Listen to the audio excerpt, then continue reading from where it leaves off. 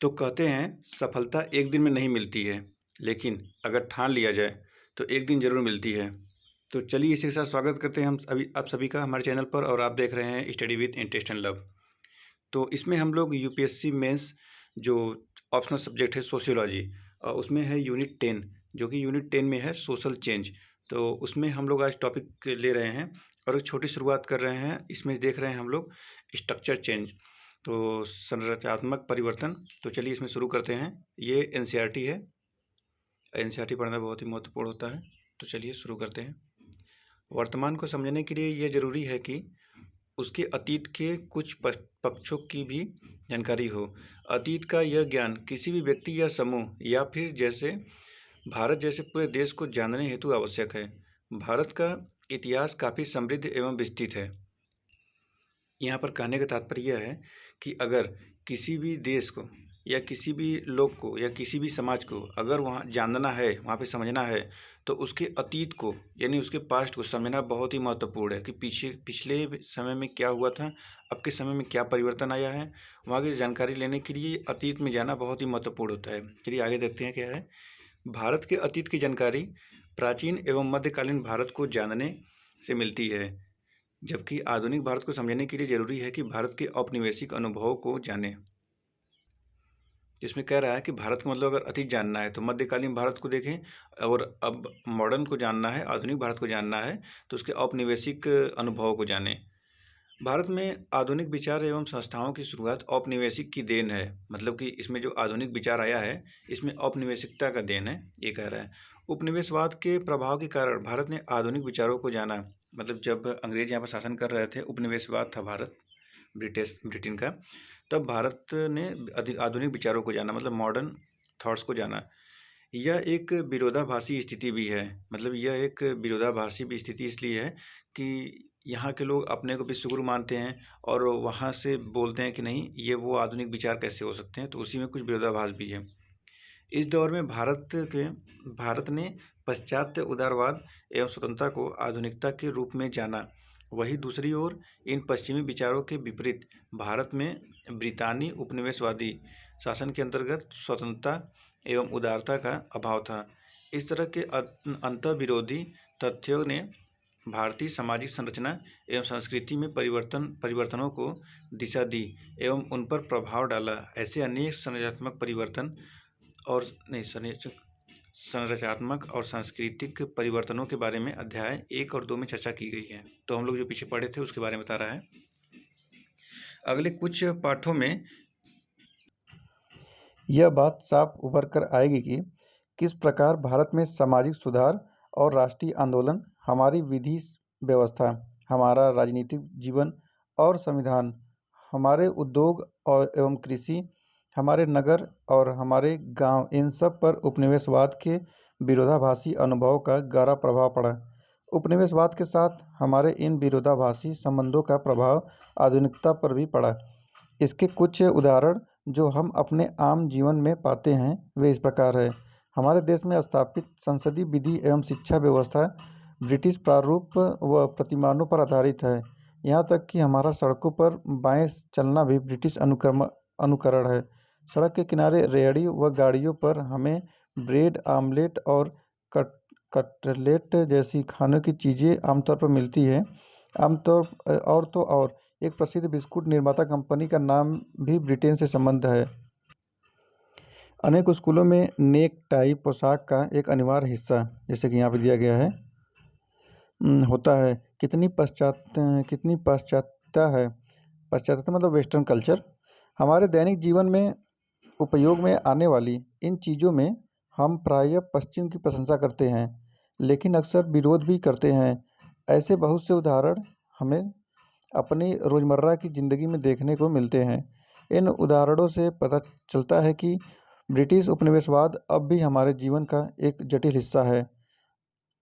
हम अंग्रेजी भाषा का उदाहरण ले सकते हैं, जिसके बहुआयामी और विरोधात्मक प्रभाव से हम सब परिचित हैं। उपयोग में आने वाली अंग्रेजी मात्र भाषा नहीं है, बल्कि हम पाते हैं कि बहुत से भारतीयों ने अंग्रेजी भाषा में उत्कृष्ट साहित्यिक संरचनाएं भी की हैं। अंग्रेजी के ज्ञान के कारण भारत को भूमंडलीकृत अंतर्राष्ट्रीय बाजार में एक विशेष स्थान प्राप्त है, लेकिन यह भी नहीं भूला जा सकता है कि अंग्रेजी भाषा का ज्ञान नहीं होता है जो है उसे रोजगार के क्षेत्र में परेशानियों का सामना करना पड़ता है। मतलब जो अंग्रेजी नहीं जानते हैं उन्हें अपने कोई भी रोजगार करने में, मतलब कहीं भी नौकरी करने जाएंगे तो उनको परेशानी होती है, क्योंकि आजकल ज़्यादा ही इंग्लिश का चलन है।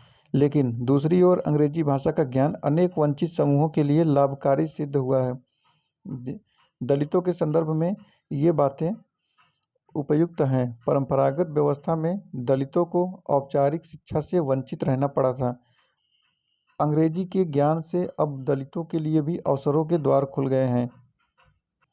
कहने का तात्पर्य यहाँ पर है कि अगर अब जो दलित वर्ग के लोग हैं और वह इंग्लिश भी जानते हैं तो उनके लिए भी द्वार खुल गए। वो भी अच्छे अच्छे कंपनियों में जॉब कर सकते हैं जहाँ पर इंग्लिश की उपयोगिता होती है। तो वही कह रहे हैं कि इंग्लिश सीखने से दलितों पर भी प्रभाव पड़ा है।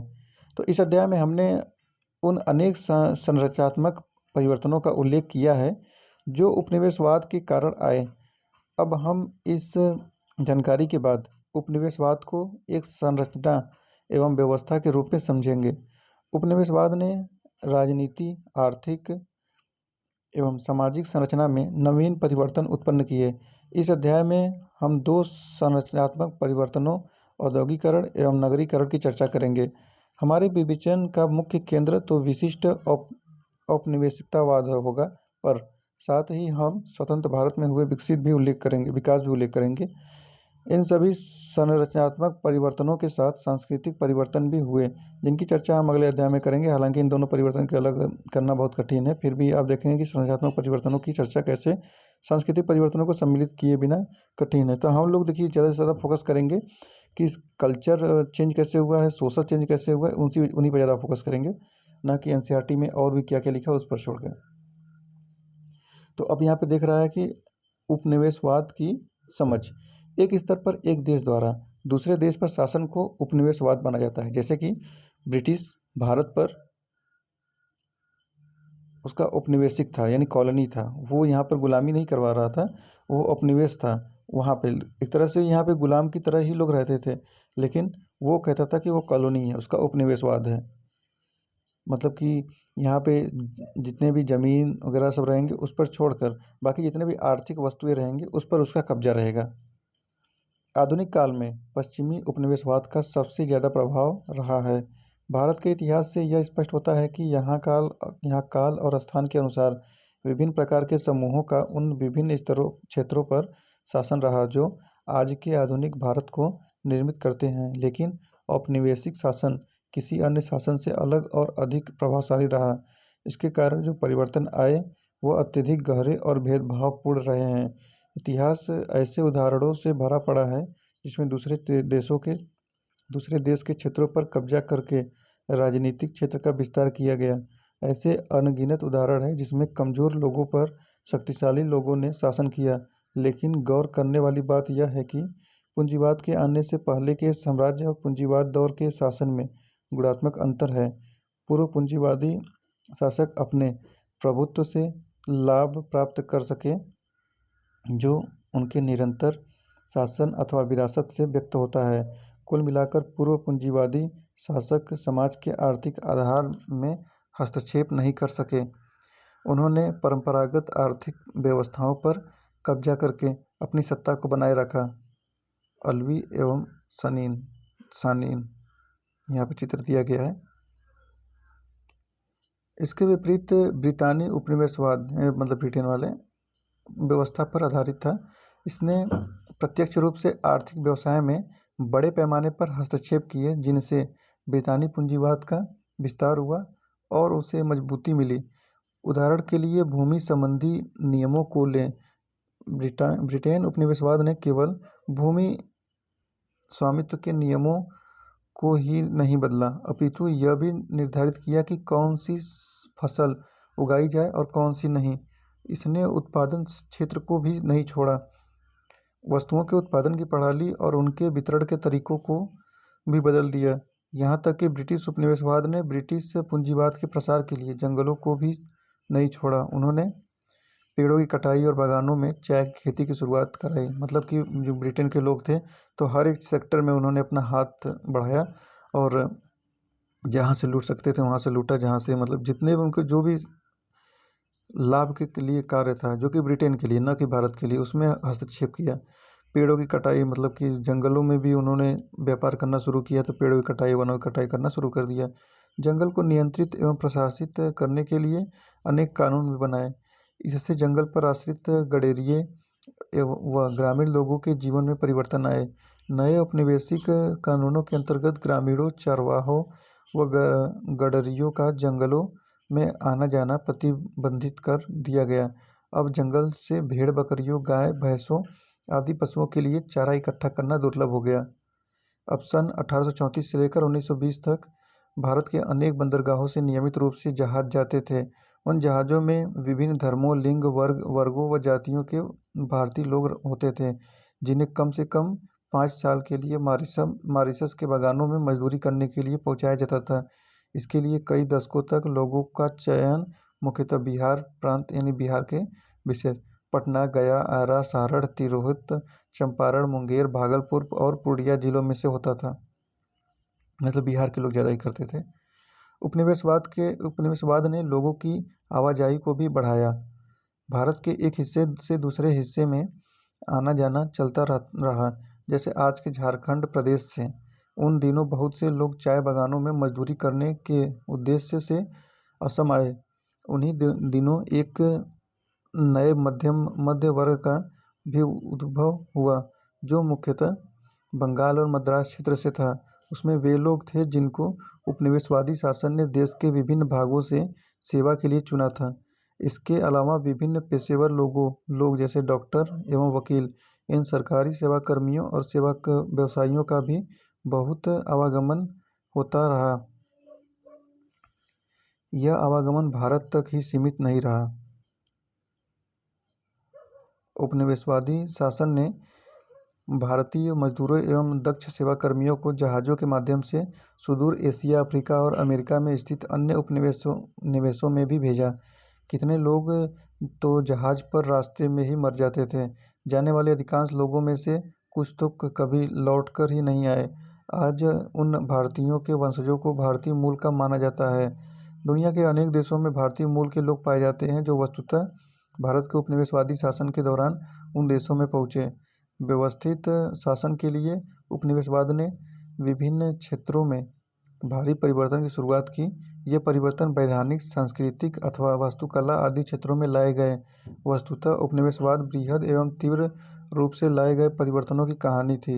इनमें से कुछ परिवर्तन तो अप्रकट रूप में थे, जबकि अनेक सुनियोजित तरीके से लाए गए थे। जैसे कि हम पाते हैं कि पश्चिमी शिक्षा पद्धति को भारत में उस उद्देश्य से लाया गया कि उससे भारतीयों का एक ऐसा वर्ग तैयार हो जो ब्रिटिश उपनिवेशवाद को बनाए रखने में सहयोगी हो।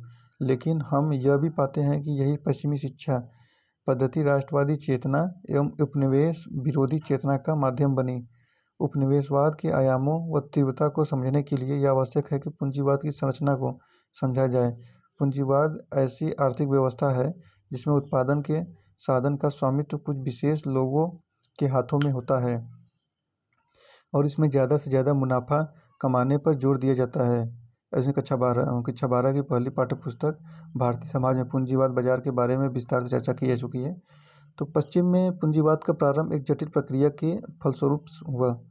इस प्रक्रिया में मुख्य रूप से यूरोप द्वारा शेष दुनिया की खोज और यूरोपीय देशों की संपत्ति और संसाधनों का दोहन, विज्ञान और तकनीक का अद्वितीय विकास और इसके उपयोग से उद्योग एवं कृषि में रूपांतरण आदि सम्मिलित है। पूंजीवाद को प्रारंभ से ही इसकी गतिशीलता, वृद्धि की संभावनाएं, प्रसार, नवीनीकरण, तकनीक और श्रम के बेहतर उपयोग के लिए जाना गया। इन्हीं गुणों के कारण पूंजीवाद ज़्यादा से ज़्यादा लाभ सुनिश्चित करता है। पूंजीवादी दृष्टिकोण से बाजार को एक बृहद भूमंडलीकृत रूप में देखा गया। पश्चिमी उपनिवेशवाद का पश्चिमी पूंजीवाद के विकास से अन्योन्याश्रित संबंध है। यही बात औपनिवेशिक भारत के संदर्भ में भी कही जा सकती है। भारत में भी पूंजीवाद के विकास के कारण उपनिवेशवाद प्रबल हुआ और इस प्रक्रिया के दूरगामी प्रभाव भारत के सामाजिक, सांस्कृतिक और आर्थिक राजनीतिक संरचना पर पड़े। अगले भाग में यह औद्योगिकरण और नगरीकरण के बारे में जानेंगे और समझेंगे कि उपनिवेशवाद के प्रभाव कुछ विशिष्ट प्रारूपों उद्भव हुआ। कहने का तात्पर्य है कि पश्चिम के जो उपनिवेशवाद थे वो भारत पर किस प्रकार से प्रभावित हुए थे, उसको किस प्रकार से भारत को प्रभावित किया, सामाजिक, सांस्कृतिक, आर्थिक, राजनीतिक सब पर उन्होंने प्रभाव डाला।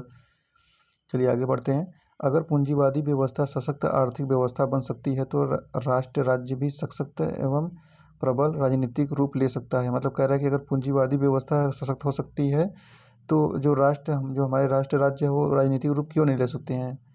आज यह बड़ा स्वाभाविक लगता है कि हम सब राष्ट्र राज्य में रहते हैं और हमें राष्ट्रीयता यानी कि राष्ट्र की नागरिकता स्वाभाविक रूप से प्राप्त है। मतलब हमें ये स्वाभाविक लगता है कि जो हम लोग की नागरिकता मिली है वो कितने स्वाभाविक रूप से प्राप्त हम लोग को हो गई है। क्या आपको पता है कि इसके पहले विश्व युद्ध के पूर्व अंतर्राष्ट्रीय आवागमन के लिए पासपोर्ट का अधिक चलन नहीं था। कुछ ही क्षेत्रों के लोगों के पास यह उपलब्ध था। समाजों का संगठन सामान्यतः इन आधारों पर नहीं होता था।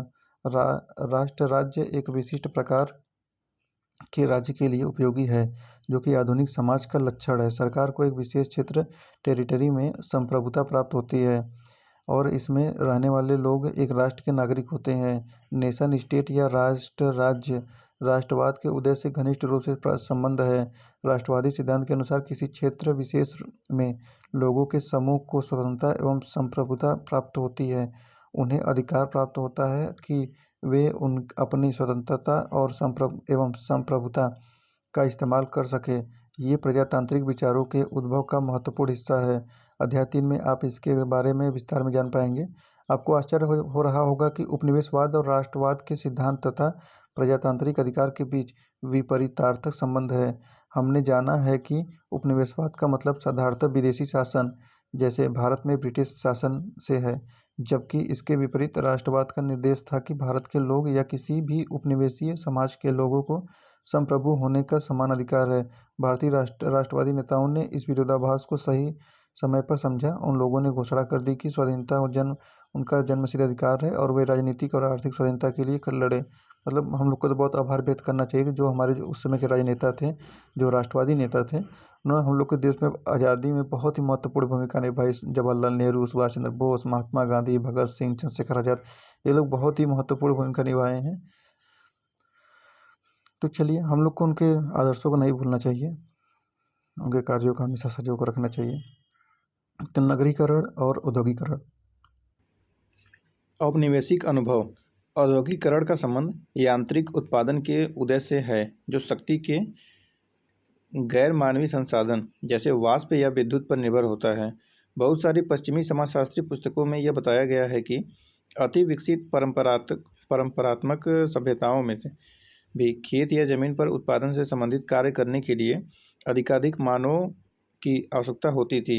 अपेक्षाकृत निम्न तकनीकी विकास की वजह से बहुत ही कम लोग कृषि के कार्य से अतिरिक्त कुछ अन्य आसान व्यवसाय कर सकते थे। इसके विपरीत औद्योगिक समाजों में ज़्यादा से ज़्यादा रोजगार वृत्ति में लगे लोग कारखानों, ऑफिसों और दुकानों में कार्य करते हैं।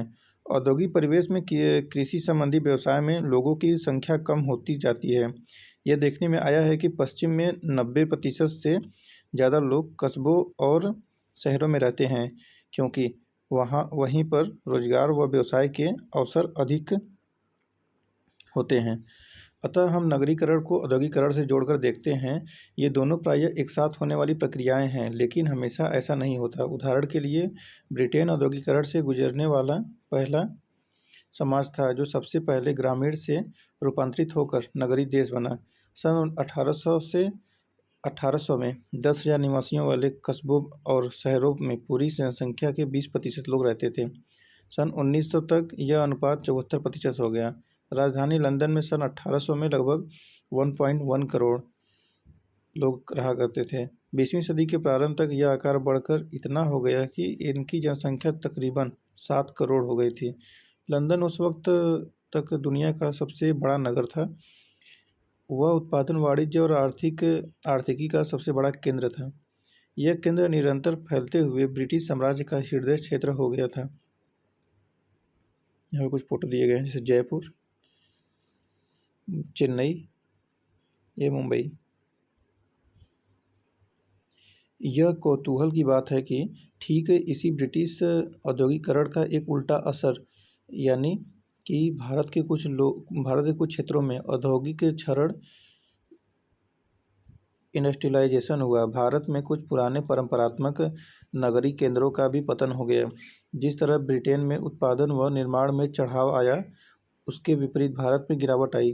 परंपरागत ढंग से होने वाले रेशम और कपास का उत्पादन और निर्यात मैनचेस्टर प्रतियोगिता में गिरता चला गया। भारत के प्राचीन नगर जैसे सूरत और मछलीपट्टनम, जहाँ से व्यापार हुआ करता था, का अस्तित्व कमजोर होने लगा, जबकि आधुनिक नगर जैसे बम्बई और मद्रास, जो उपनिवेशवादी शासन में प्रचलित हुए, होते हुए भारतीय राज्यों पर ब्रिटिश अधिकार के बाद तंजौर, ढाका और मुर्शिदाबाद की राज्यसभाओं के का विघटन हो गया। फलतः इन राज्यसभाओं के संरक्षण में कार्यरत कारीगर, कलाकार और कुलीन लोगों का भी पतन हुआ। 19वीं सदी के अंत से भारत के कुछ आधुनिक नए शहरों में, जहां यांत्रिक उद्योग लगाए गए थे, लोगों की जनसंख्या बढ़ने लगी। से यहाँ दिया गया है, नगरों में स्थित उत्पादकों के द्वारा बनाए गए विलासिता के सामानों, ढाका या मुर्शिदाबाद की उच्च कोटि के रेशम की मांग में दरबारों के विघटन के बाद भारी कमी हो गई। ये उत्पाद जिन बाहरी बाजारों पर निर्भर थे, उनका भी कमोबेश सफाया हो गया था। दूर दराज के क्षेत्रों के ग्राम शिल्प, विशेषतः पूर्वी भारत के उन क्षेत्रों के अतिरिक्त जहां अंग्रेजों का प्रवेश जल्दी और सघन था, अधिक समय तक स्थिर रहे, जब तक रेलवे के विस्तार ने उन्हें गंभीर रूप से प्रभावित नहीं किया।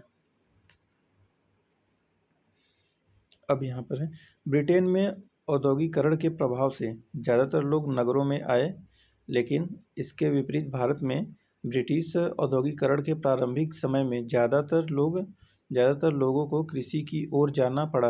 भारतीय जनगणना रिपोर्ट इसे स्पष्ट रूप से दर्शाती है। भारत में समाजशास्त्री लेखन में उपनिवेशवाद के विरोधाभासी और अनिश्चित परिणामों के बारे में अक्सर चर्चा की गई है। पश्चिमी औद्योगिकरण और उसके परिणाम स्वरूप उभरे मध्य वर्ग की तुलना भारत में हुए औद्योगिकरण के अनुभवों के साथ की जाती रही है। ऐसी ही एक झलक बॉक्स में दिए गए विवरण से मिलती है। निम्नलिखित तर्क से यह भी पता चलता है कि औद्योगिकरण का मतलब केवल मशीनों पर आधारित उत्पाद ही नहीं, बल्कि यह नए सामाजिक समूहों और नए सामाजिक संबंधों के उद्भव और विकास की कहानी है। दूसरे शब्दों में यह भारतीय सामाजिक संरचना में हुए परिवर्तनों के बारे में है। ब्रिटिश साम्राज्य की अर्थव्यवस्था में नगरों की भूमिका महत्वपूर्ण थी। समुद्र तटीय नगर जैसे बम्बई, कलकत्ता और मद्रास उपयुक्त माने गए थे, क्योंकि इन जगहों से उपभोग की आवश्यक वस्तुओं का निर्यात आसानी से किया जा सकता था। साथ ही यहीं से उत्पादित वस्तुओं का सस्ती लागत से आयात किया जा सकता था। औपनिवेशिक नगर ब्रिटेन में स्थित आर्थिक केंद्र और औपनिवेशिक भारत में स्थित हसिये के बीच महत्वपूर्ण संपर्क सूत्र थे। इस प्रकार ये नगर भूमंडलीय पूंजीवाद के ठोस उदाहरण थे। उदाहरण के रूप में औपनिवेशिक भारत में मुंबई को इस प्रकार सुनियोजित ढंग से विकसित किया गया था कि सन 1900 तक भारत की 1/3 कच्ची कपास को जहाज से भेजा जा चुका था।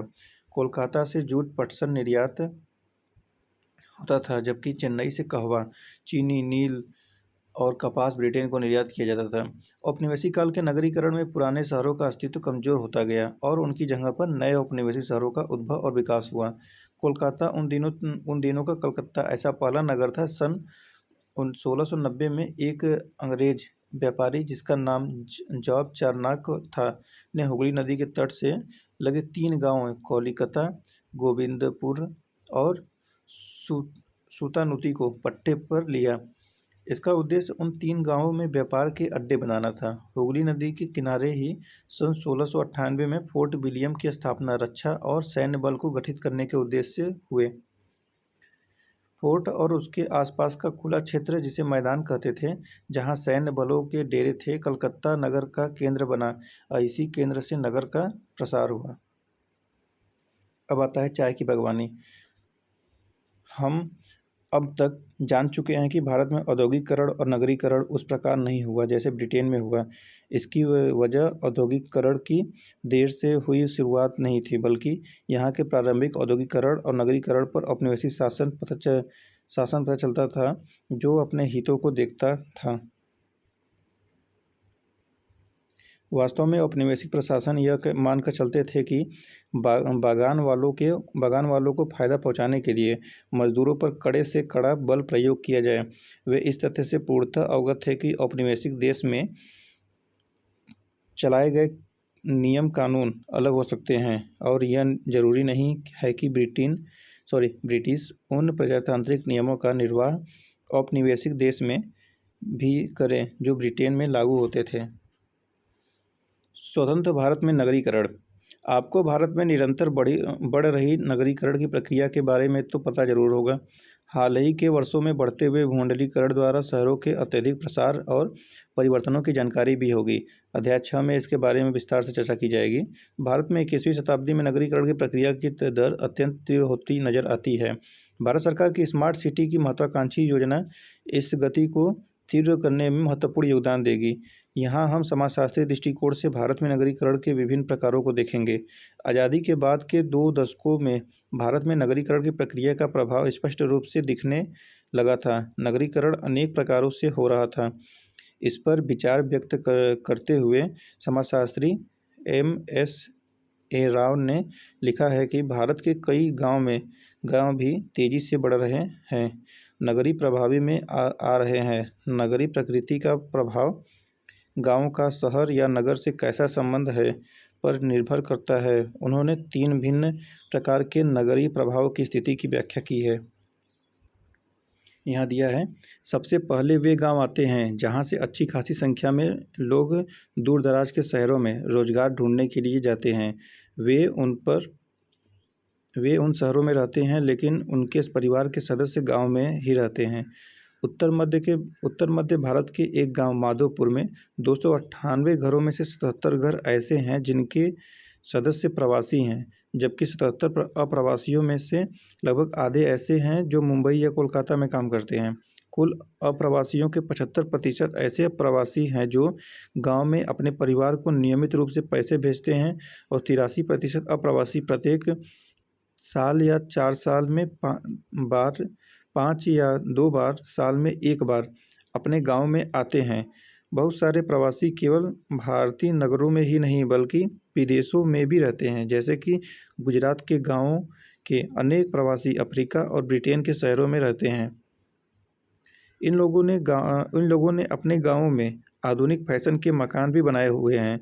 इन्होंने जमीन जायदाद में भी निवेश किया हुआ है तथा शिक्षण संस्थान और जन कल्याण के लिए स्थापित ट्रस्टों को भी दान दिया है। दूसरे प्रकार के शहरी प्रभाव उन गांवों में देखा जाता है जो औद्योगिक शहरों के निकट स्थित हैं। जब एक भिलाई जैसा औद्योगिक शहर उभरता है तो उसके आसपास के कुछ गांवों की पूरी जमीन उस शहर का हिस्सा बन जाती है, जबकि कुछ गांवों की आंशिक भूमि अधिग्रहित की जाती है। ऐसे शहरों में प्रवासी कामगार आते ही रहते हैं, जिससे गांवों में मकानों की मांग बढ़ जाती है और बाजार का विस्तार होता है। साथ ही साथ स्थानीय निवासियों और अप्रवासियों के बीच के संबंधों को संतुलित करने की समस्या भी उत्पन्न होती है। महानगरों का उद्भव और विकास तीसरे प्रकार का शहरी प्रभाव है जिससे निकटवर्ती गांव प्रभावित होते हैं। नगरों के विस्तार में कुछ सीमावर्ती गांव पूरे तरह से नगर के प्रसार में विलीन हो जाते हैं, जबकि वे क्षेत्र जहां लोग नहीं रहते नगरीय विकास के लिए प्रयोग कर लिए जाते हैं। अब यहाँ पर कुछ मानचित्र दिए हुए हैं जिससे कि चुने हुए महानगरीय शहरों की जनसंख्या नगरीय एग्लोमरेशंस। तो भारत में नगरीय एवं नगरीय संकुल कस्बों की जनसंख्या है, जैसे कि 1991 में देखा जाए तो 50 से लगभग 60 है। 1961 में भी लगभग 65 या 70 है या 75 मान लीजिए। 1971 में 100, 1991 में लगभग ये पहुंचा है आंकड़ा 1991 में 150 और 1981 में है 150 है और 1991 में 200, 2001 में है लगभग 250। यह उससे भी ज़्यादा है। 2011 में ये है लगभग 350, और ये इधर जो संख्या दिया गया है ये नगरीय संकुल कस्बों का नंबर है, और ये कस्बा मिलियन में है। अब यहाँ पे चुने हुए महानगरीय शहरों की दस की वृद्धि दर दिखाई गई। 1991, तो 1991 में यह नगरीय जनसंख्या थी लगभग 15 से 16 17 हो सकता है। 1961 में भी 18, 1971, तो 1971 में 19 है। 1981 में ये बढ़कर 21 या 22, 1991 में ये 25, 2001 में ये लगभग 25 से 27 या 28, और 2011 में ये लगभग हो गया 30। तो ऊपर दिया गया चार्ट दर्शाता है कि भारत में नगरीय जनसंख्या और युवा कस्बों की संख्या बढ़ रही है। दूसरा चार्ट ये दिखाता है कि नगरीय आबादी का बढ़ता हुआ प्रतिशत बढ़ रहा है, लेकिन नगरीय जनसंख्या की 10 की वृद्धि दर जनसंख्या के घटने की प्रवृत्ति को दिखा रहा है। अब इन सबका निष्कर्ष देखते हैं। तो आपको तो स्पष्ट लग रहा होगा कि उपनिवेशवाद केवल इतिहास का विषय नहीं, बल्कि यह आज भी हमारे दैनिक जीवन में जटिल रूप में मौजूद है। इस अध्याय से यह प्रकट होता है कि औद्योगिकरण और नगरीकरण का मतलब केवल उत्पादन व्यवस्था, तकनीकी नवीनीकरण, आबादी की सघनता ही नहीं, इसके अलावा यह हमारे जीवन का एक अंतरंग हिस्सा है। आप स्वतंत्र भारत में औद्योगिकरण और शहरीकरण के बारे में और विस्तार के अध्याय 5 और 6 में पढ़ेंगे। तो चलिए फिर मिलते हैं नेक्स्ट वीडियो में।